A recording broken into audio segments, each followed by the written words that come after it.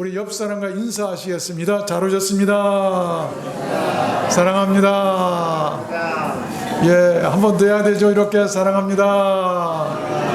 예, 감사합니다. 오늘도 이렇게 많이 들어와 주셔서 너무 감사합니다. 한번 따라서 해볼까요? 하나님의 긍휼 얻기. 이런 제 말씀을 증가하려고 합니다. 우리들 성도가 하나님께 받는 많은 은혜들 중에 긍휼이라고 하는 은혜가 있습니다. 긍휼이라고 하는 말은 confession, 불쌍히 여긴다는 말이고, 가엾게 여기고 어떤 깊은 연민의 동정으로 측은히 여긴다는 그런 말이에요. 마치 슬픈 고아에게 외롭게 살아가는데 누군가가 갑자기 나타나서 스스로 내가 네 부모가 되어주겠다라고 할 때 우리는 긍휼을 베풀었다라고 말해요.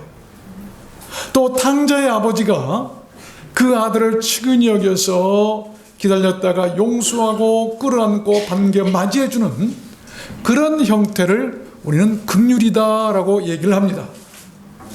오늘 본문 3절에도 보면 이런 말씀이 나와요. 이는 fatherless, 아버지 없는 고아가 주께로 말미암아 긍휼을 얻음이니이다. 이스라엘 백성들이 아버지 없는 고아와 같았었는데 하나님께 그 긍휼을 얻었더라. 철행하기가 그지없고 또한 서출이나 사생아나 고아 같은 우리들 인생에게 천지를 지으시고 창조하신 대주제이신 하나님께서 자청하셔서 우리를 양자 삼아 아버지가 되어주시겠다고 하는 그 말씀이에요. 너무나도 황송하고 감사한 구원과 사랑의 말씀이 아닐 수가 없습니다. 그렇게 긍휼은 우리들 인생의 큰 은혜고 축복이 아닐 수가 없습니다.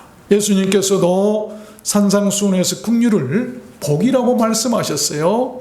마태복음 5장에 긍휼히 여기는 자는 복이 있나니 저희가 긍휼히 여김을 받을 것이며, 그 긍휼의 복을 오늘 본문 말씀에서도 이렇게 기록하고 있습니다. 4절 보면 내가 저희의 패역을 고치겠다.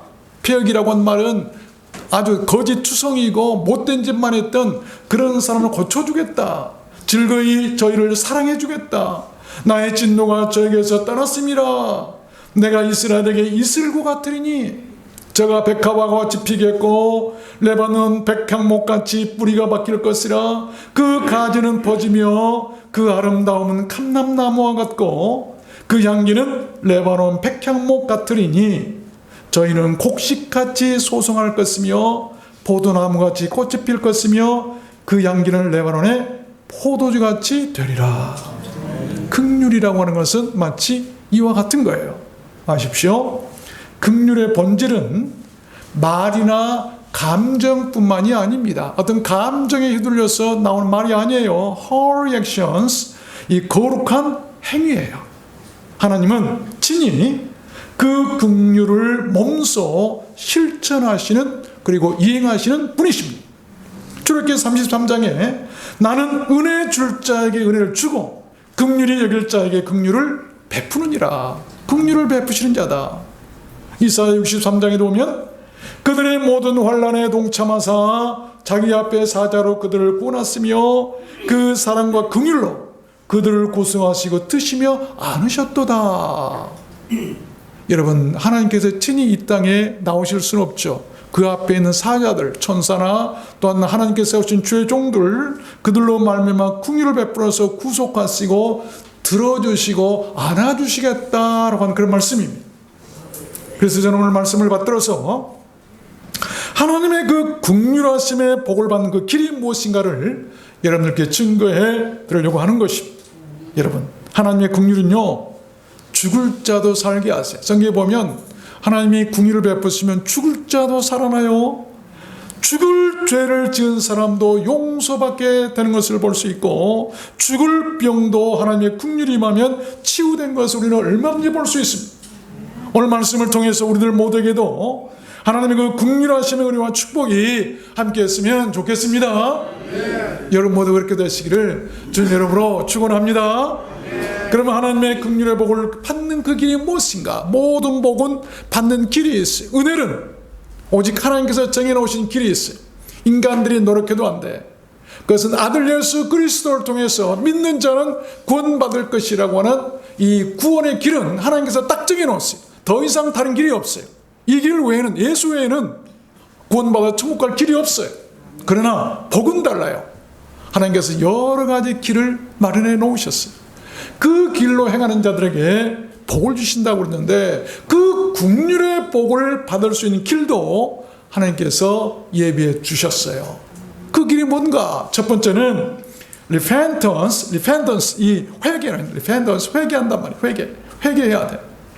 1절에 보니까 이스라엘아, 네 하나님 여호와께로 돌아오라. 네가 불의함을 인하여 엎드러졌느니라.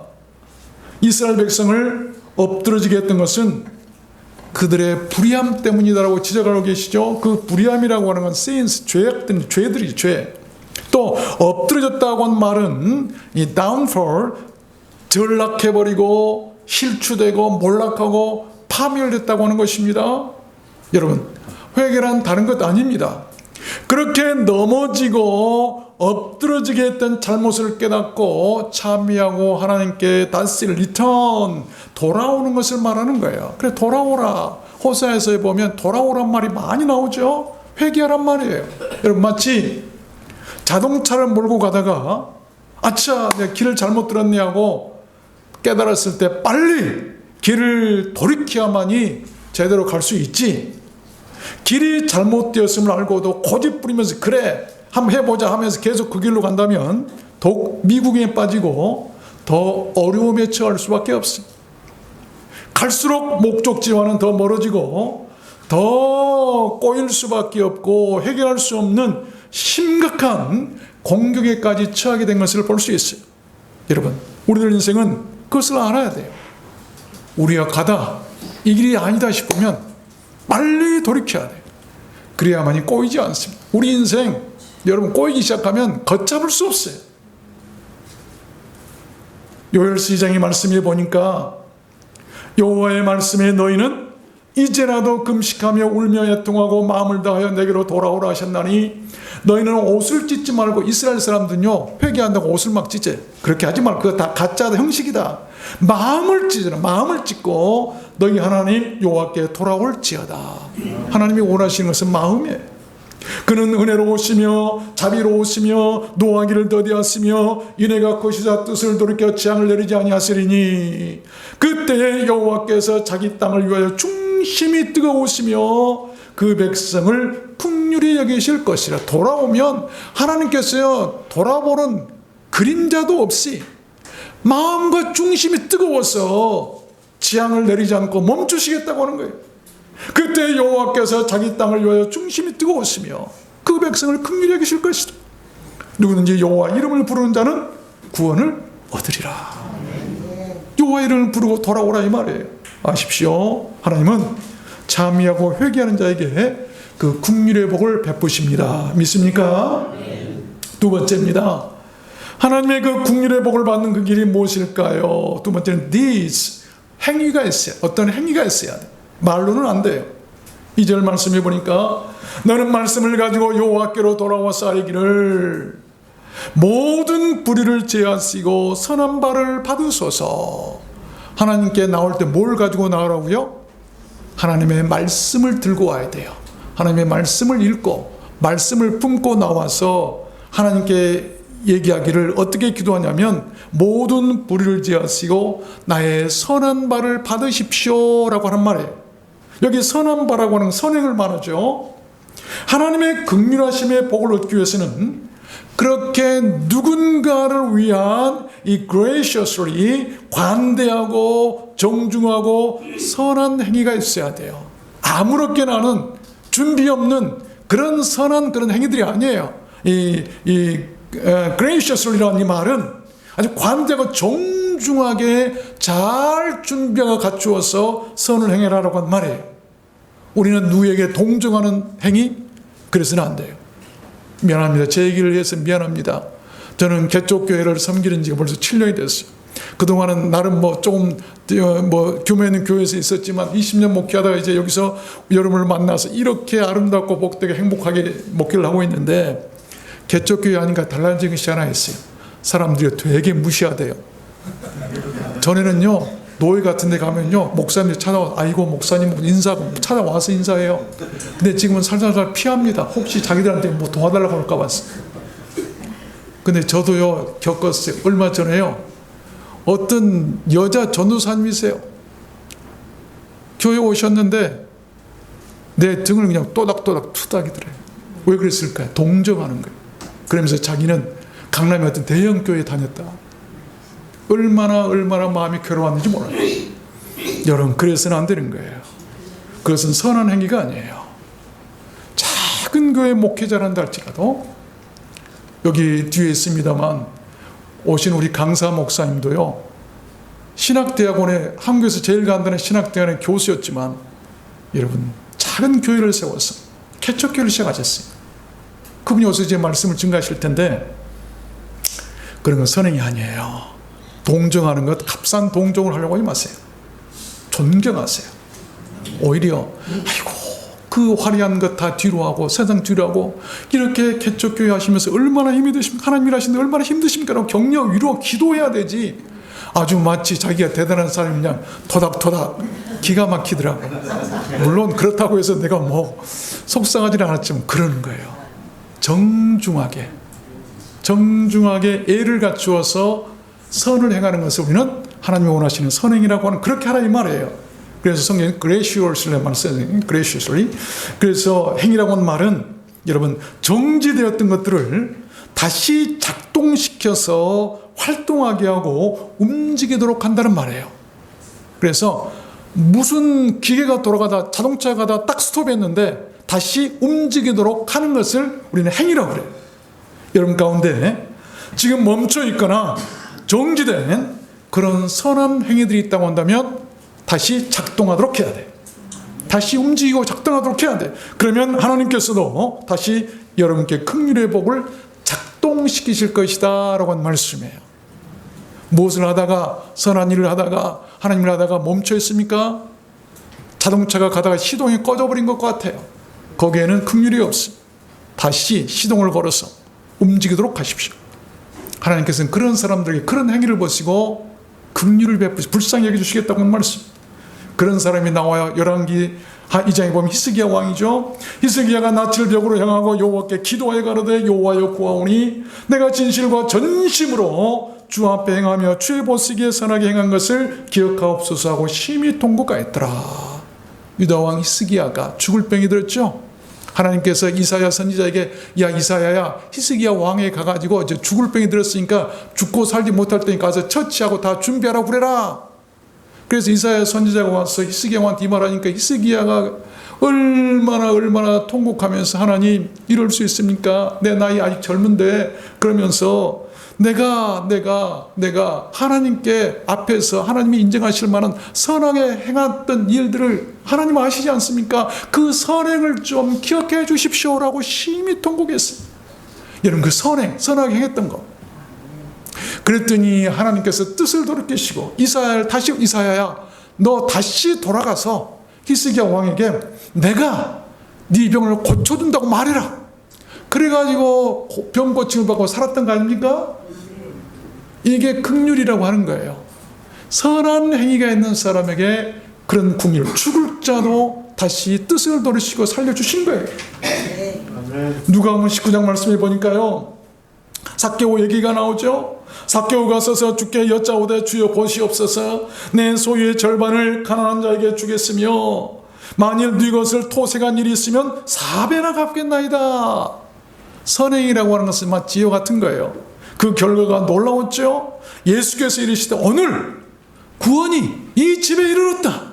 이 사람도 아브라함의 자손입니다. 인자가 온 것은 잃어버린 자를 찾아 구원하려 함이니라. 하나님께, 주님께서 이 땅에 오셔서 잃어버렸던 삭개오를 찾아서 구원하셨다라고 하는 말씀.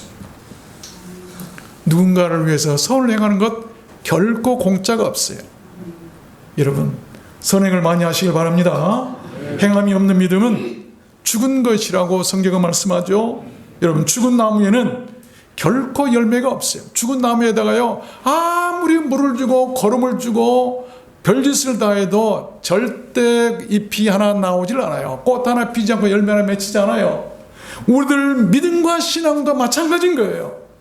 아무리 주여 주여 하고 아무리 유창한 기도를 한다 해도 행함이나 또한 행위가 없는 죽은 믿음이나 죽은 기도는 하나님께서 인정하지도 않으시고 응답도 없고 긍휼하심도 받지 못한다라고 한 말씀. 다시 말해서 기도라고 하는 것은 말로 하는 것이 아니라 행위로 하는 것이다 이 말입니다. 우리의 삶이나 우리의 생활로 한다는 것이죠. 그러면 하나님께서 아세요. 미리 아시고. 여러분, 다니엘이나 아브라함의 그 노종 그 기도들 보면요, 기도가 끝나기도 전에, 다니엘의 기도는요, 기도가 끝나기도 전에 하나님께서 천사를 보내서 가서 말씀해서 응답되었다고 말하도록 하신 것을 볼 수 있어요. 기도하려고 고개 숙였는데 들기도 전에 응답이 온다 이 말입니다. 왜? 그들의 행위가 선했기 때문이에요. 선행이 있었다. 야고보서 장에도 보면 내 형제들아, 만일 사람이 믿음이 있노라하고 행함이 없으면 무슨 이익이 있어요? 이익이 없어요. 그 믿음이 능히 자기를 구원하는 구원도 없어요. 행함이 없는 믿음은 그 자체가 죽은 것이라. 영혼 없는 몸이 죽은 것 같이 행함이 없는 믿음은 죽은 것이니라. 죽은 것이 행함이 있어야. 세 번째입니다. 하나님의 긍휼의 복을 받는 그 길이 무엇일까? 세 번째는 idols, 이 우상을 버려야 돼요. 오늘 3절 말씀해 보니까 우리가 아수르의 구원을 의지하지 아니하며 말을 타지 아니하며 다시는 우리의 손으로 지은 것을 향하여 너희는 우리 신이라 하지 아니하오리니. 우상을 버려요. 하나님의 그 국민하심을 얻기 위해서는 우상의 이름이라도 입에 담지 않겠다고 하는 말이에요. 그리고 버리겠다고 하는 말이에요. 본문 8절에 보니까 에브라임의 말이 내가 다시 우상과 무슨 상관이 있으리요 할지니라. 나는 우상과 이제는 다시 상관이 없다라고 결단한 모습이에요. 하나님은 우상 섬기는 자를 제일 미워하세요. 하나님이 질투할 때가 언제인 줄 아세요? 자기를 떠나서 우상 섬길 때 질투한 그 질투의 불로 태워버리시겠다는 거예요. 제일 싫어하세요. 우상. 또 하나님은요, 우상 섬기는 것을요 아주 결코 돌아보지도 않으시고 또 가장 싫어하시고 미워하시고, 다른 것은 가끔 돌아보시는데 우상 섬기는 거 안 돌아보세요. 그렇게 우상을 싫어하세요. 그러면서 하박국 2장에 보니까 이는 금과 은으로 입힌 것인즉 그 속에는 생기가 도무지 없느니라. 은과 금으로 입혀놨다 한다 할지라도 보기에 금송아지 같이 좋아 보여도 그 속에 생기가 없는 나무 쪼가리가 돌멩이뿐이에요. 거기에다 무슨 복을 달라 기도하면 그것도 자기 손으로 만들어 놓고 참 어리석죠. 그래서 시편 115편에서도 보면 저희의 우상은 은과 금이요 사람의 수공물이라. 사람이 만들어 놓고 거기에다 복을 달라고 하니 이거 어찌 이렇게 어리석지 않겠어요. 입이 있어도 말하지 못하고, 눈이 있어도 보지 못하고, 귀가 있어도 듣지 못하고, 코가 있어도 맞지 못하고, 목구멍으로 소리도 못하느니라. 우상을 만드는 자와 그것을 의지하는 자가 다 그와 같으리라. 이스라엘아, 여호와를 의지하라. 그는 너희 도움이시오 너희 방패시로다. 여호와께서 너희를 생각하사 긍휼히 여기사 복을 주시되 여호와께서 너희 곧 너희와 너희 자손을 더욱 번창케 하시기를 원하노라. 너희는 천지를 지으신 여호와께 복을 받는 자로다. 우리가 누구한테 복을 받는 자라고요? 은금으로 입혀놓은 보기 좋은 껍데기 우상에게 복을 받는 자가 아니라 천지를 지으신 하나님께 복을 받는 자라는 걸 알라 이 말이에요. 그래야 복이 있는 거예요. 복이 있는 거예요. 마지막 네 번째입니다. 하나님의 긍휼을 받는 그 길이 무엇인가? 네 번째는 로즈웨이, 주의 길로 가야 돼. 주의 길. 오늘 9절 말씀해 보니까 누가 지혜가 있어 이런 일을 깨달으며 누가 총명이 있어 이런 일을 알겠느냐?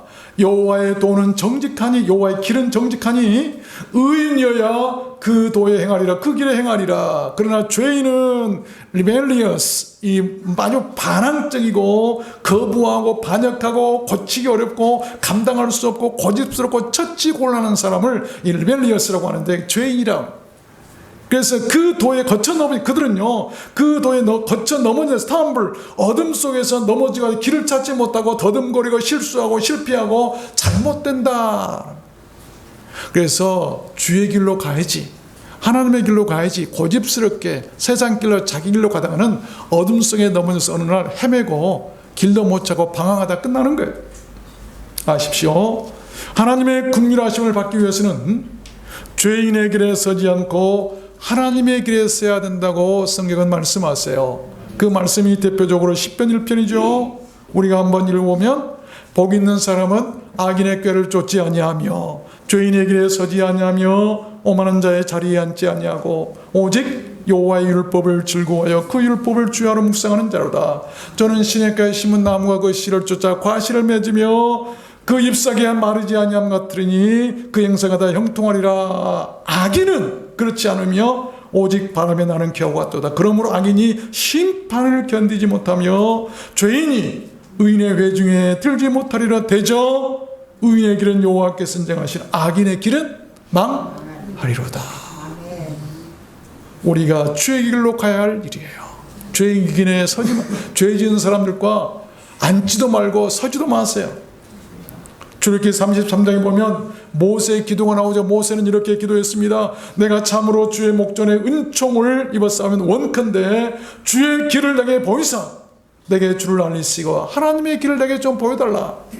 나의 주의 목전에 은총을 입게 하시며 이 족속을 주의 백성으로 여기소서. 이스라엘 백성들이 하나님께 반역하고 고역한 하나님께서 멸하시려고 생각했어요. 다 내가 후회한다. 내가 왜 이런 사람들을 애굽에서 그렇게 힘들게 내가 구원했는가 후회한다. 내가 다 멸하겠다. 모세야, 너 각오해라. 그랬더니 모세가 하나님께 나갑니다. 기도하죠. 하나님, 그러지 마십시오. 이래저래 하는데 주의 길을 다시 내게 보이셔서 하나님의 눈앞에서 은총을 입게 하시고 나도 이 족속을 주의 백성으로 여겨주십시오. 다시 한번 이 백성, 이스라엘 백성들을 하나님의 백성으로 여겨달라고 기도를 하죠. 그때 모세가 했던 기도가 주의 길을 알게 해달라. 이 백성이 이렇게 원망하고 하나님을 거역한 것은 다른 거 아니에요. 주의 길을 모릅니다. 하나님의 길을 모릅니다. 그러니 주의 길을 알게 해달라고 기도했다고 하는 것이죠. 여러분, 우리가 무작정 기도하지 말고 여러분 남편이나 아내나 자식들이 아직 주 앞에 나오지 못하고 방황할 때 하나님, 저에게 하나님의 길을 보여달라고 기도하세요. 하나님의 길이 나타나면, 하나님의 길을 알게 되면 그는 구원받을 수 있는 거예요. 우리가 긍휼을 받으려면 주의 길로 가야 돼요. 말씀을 맺겠습니다. 미국 학생들이 오래전 일이죠. 한국 농촌 마을에 봉사활동을 왔어요. 예, 사실 싫어합니다. 그러니까 그대로 할 테니까 또 뭐 이상한 소리 한다고 또 그러지 마세요.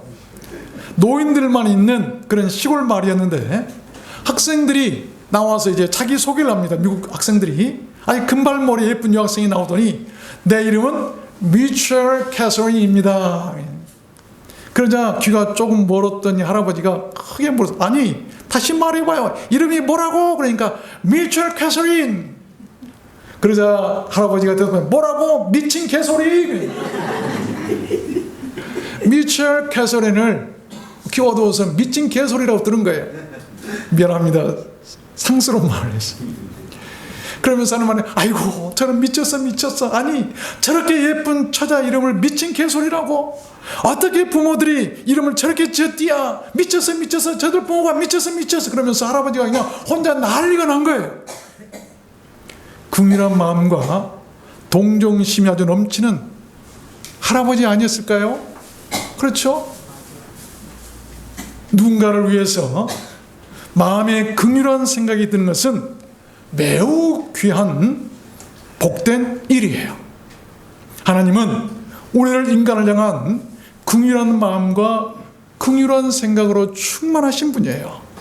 예레미야 29장에 보니까 나 여호와가 말하노라, 너희를 향한 나의 생각은 재앙이 아니라 곧 평안이요 너희 장래의 소망을 주려는 생각이라. 그 긍휼의 생각이 여러분 세상을 사랑하셨고 독생자를 보내셨고 십자가를 지게 하셨고 죄를 용서해 주시고 구원하시고 우리를 장차 천국으로 인도하신다는 말씀입니다. 긍휼의 복은요 놀라워요. 긍휼이 임하면요 긍휼의 복을 받으면 기도가 응답됩니다. 시편 4편에 보니까 나를 긍휼히 여기사 나의 기도를 들으소서. 긍휼히 여기시면 기도가 응답되는 거예요. 그런 사람들 기도를 들어주시는 거예요. 또한 치유가 나타납니다. 시편 6편에 보면 여호와여 내가 수척하오니 긍휼히 여기소서 나를 고치소서. 하나님이 우리를 긍휼히 여기시고 불쌍히 여기면 치유가 되는 거예요. 그래서 그 긍휼의 복을 받아야 된다는 거예요. 사망의 문에서도 다시 살고 일어납니다. 시편 9편에 보니까 여호와여 나를 긍휼히 여기소서 나를 사망의 문에서 일으키시는 주여. 다윗이 한 얘기죠. 다윗도 사망의 문까지 일어났어요. 죽을 병이 들었어요. 다 죽는다고 그랬어요. 그런데 기도하죠. 나를 긍휼히 여겨달라. 그랬더니 하나님께서 사망의 문 앞에서 다시 자기를 일으켜 세워주셨다라고 하는 기도예요.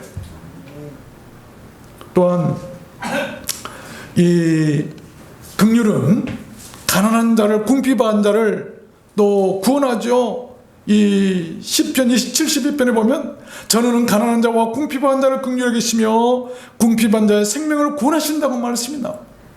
또 기도하는 자들을 긍휼히 여기십니다. 주여 나를 긍휼히 여기소서 내가 종일 주께 부르짖나이다. 이런 복이 임해요. 복이 임합니다. 하나님은 우리를 긍휼히 여기시사 복을 주시고 먼저 긍휼히 여기시는 자들에게 복을 주시는 거예요. 그 긍휼을 받기 위해서 우리는 어떻게 해야 될까요? 오늘 본문 말씀이에요. 하나님은 자신의 이름을 사랑하는 자들에게도 긍휼을 베풀어 주세요. 하나님 이를 사랑하세요. 그리고 부르세요. 시편 119편에 보면 주의 이름을 사랑하는 자에게 베푸시던 대로 내게 돌이키사 나를 긍휼히 여기소서. 주의 이름을 사랑하고 주의 이름을 부르는 자들을 긍휼히 여겨 주신다. 하나님은 또한 그의 종들에게 긍휼을 베푸십니다. 시편 135편에 여호와께서 그 종들을 긍휼히 여기시리로다. 여러분 누구의 종이십니까? 세상의 종입니까? 사람의 종입니까? 마귀의 종입니까? 하나님의 종으로 사세요. 하나님의 종은 하나님의 일을 하는 사람이에요. 마귀의 종은 마귀 일을 할 것입니다. 기도하십시오. 잘못을 회개하고 우상은 버리고 주의 이름은 사랑하십시오. 선한 일을 많이 하고 주의 길로 가십시오. 주의 길은 넓은 길이 아니라 좁은 길입니다. 우리를 들어왔는 소원교는 긍휼이 있는 그런 교회였으면 좋겠습니다. 그래서 모두 구원받고 천국 가는 교회였으면 좋겠습니다. 여러분 모두 그렇게 되시기를 주님의 이름으로 축원합니다. 우리 찬양하겠습니다. 심령이 가난한 자는 찬양하시고 말씀을 생각하시면서 한 1분 동안만 우리 합심해서